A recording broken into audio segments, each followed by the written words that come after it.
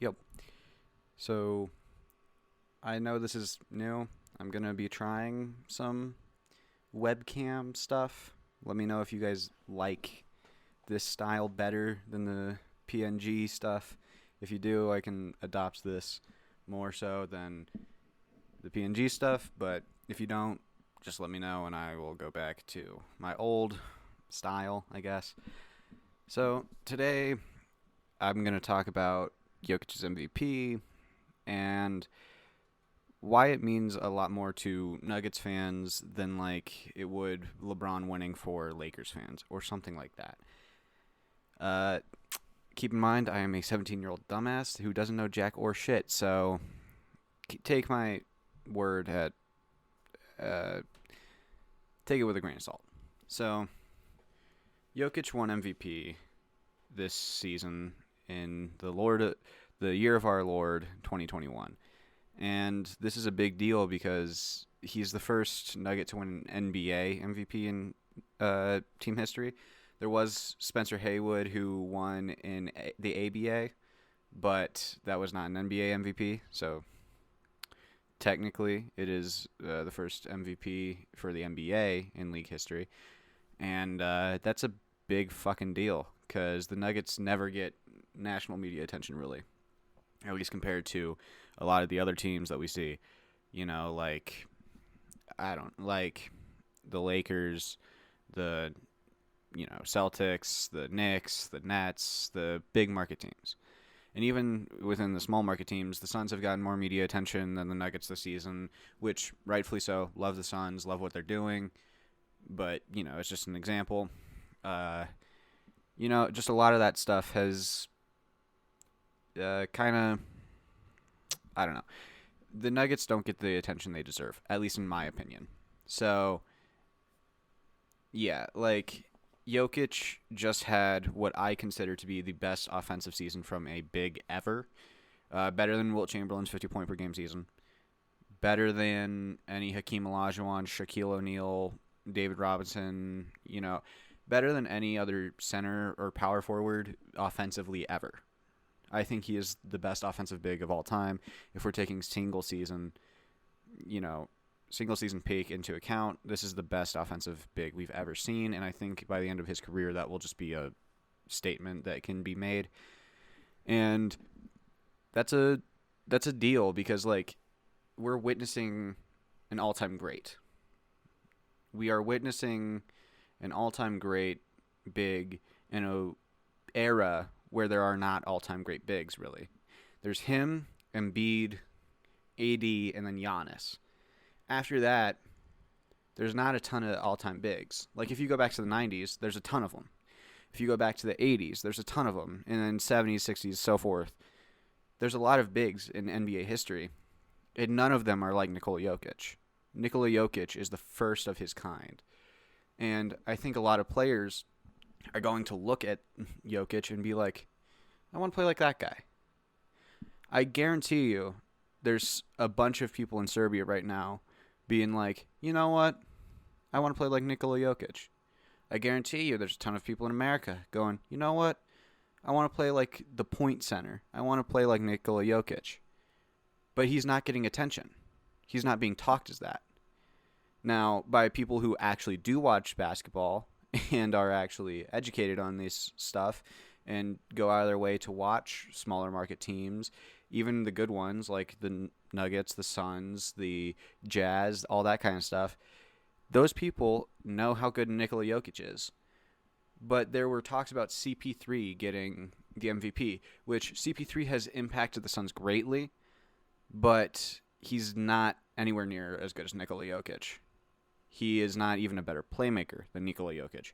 Because in my opinion, Jokic is the best playmaker in the league. At least the most impactful playmaker in the league. So, like, that's the biggest part of CP's game. And if he's not even better at that than Jokic, how is he better at the other parts?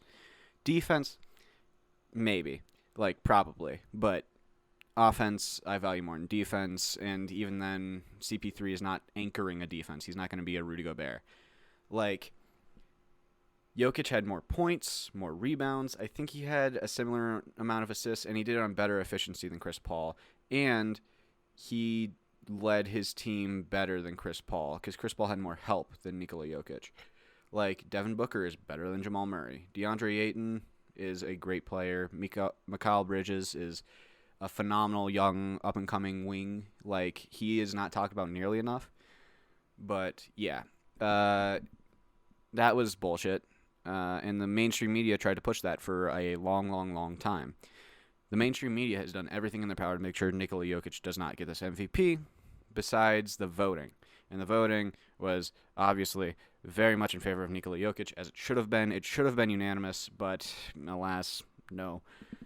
And that is just a struggle of a small market team. I can only speak as a Denver Nuggets fan because I am not a Utah Jazz fan. I am not a Phoenix Suns fan. I am not a Memphis Grizzlies fan, anything like that. I am not a fan of other teams, but I feel like the small market teams kind of have a unanimous experience with not getting enough attention. Even when the Lakers were dog shit, they were still taking up 50% of the airtime on First Take, Undisputed, whatever show on whatever fuck big network you're watching on for whatever reason. They were taking up most of the airtime. And that's because casual fans don't pay attention to the small market teams. Most of the Lakers fan base is a casual fan. And there's not anything inherently wrong with that, but they are trying to appeal to the biggest audience. And I think that the diehard NBA fan suffers from that. Because to get actual analysis on small market teams, a lot of the time you have to go to NBA YouTube, NBA Twitter. Don't go to Twitter for analysis. Stick to YouTube. Like, a lot of people just don't focus on the small market teams on, bigger air. Like, Jalen and Jacoby, those two have focused on the Nuggets for a few seasons now, and they're very much appreciated by the Nuggets fan base. And I'm sure that there's certain shows that have focused on the Jazz, on the Bucks, on the Suns, on, whoever, take your pick. But one thing that you can point to is that Stephen A. Smith said that Devin Booker could be traded for Kyle Kuzma in a first-round pick a few seasons ago, which, no, he couldn't then, and he certainly can't now. Not that he thinks he can now, but, whatever. And it's just kind of annoying that one or two teams, even if they're not good or still in the playoffs, because the Lakers are still getting plenty of media attention while they're not in the playoffs. It's like kind of annoying because as much as I love NBA YouTube, I still want some media attention. It's just natural. Like, Bleacher Report took 3 hours to post Nikola Jokic's winning the MVP. Like, really? Instead of highlights from a Denver Nuggets Utah Jazz game, they'll post Spike Ball on SportsCenter. Like, it is getting to a point where it's kind of ridiculous. So, I tend to stick to NBA YouTube now for my analysis, and that's because the national media is not good.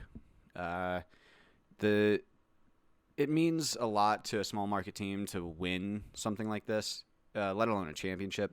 I'm not sure if the Denver Nuggets will ever win a championship. I think they will, but, I can't predict the future. If we never do, this is going to be the biggest thing that happens during this era, is the fact that Nikola Jokic won an MVP. And we have to grasp onto this. This is going to be the big thing to carry us until we win a ring. Like, we had an MVP, because this is the biggest thing that happened in franchise history.